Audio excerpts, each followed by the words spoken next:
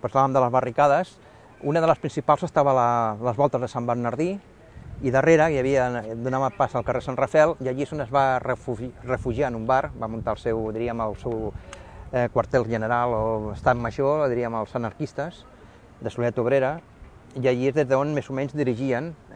o com a mínim controlaven o coordinaven una mica el que passava durant el moment aquell de barricades. I ràpidament van començar a fer les barricades,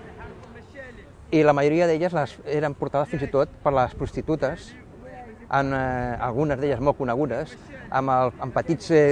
malfactors del barri, amb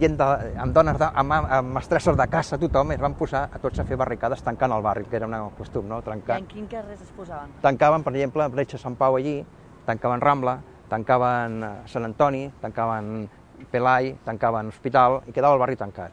Van detenir 1.000 i pico de persones,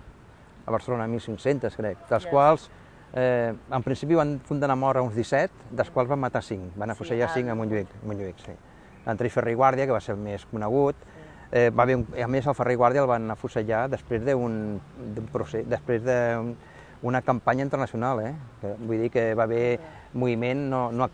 solament aquí no gaire, però sobretot a Londres, a Roma, a París. Les barricades van morir